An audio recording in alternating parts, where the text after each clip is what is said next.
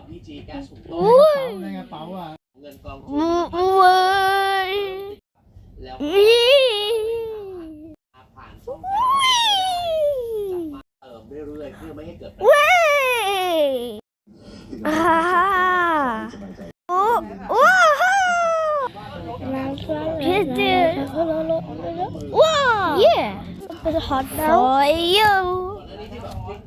ว้าว I can get down oh take a seat L&E you have a present for you wow the L is back so you're here what a good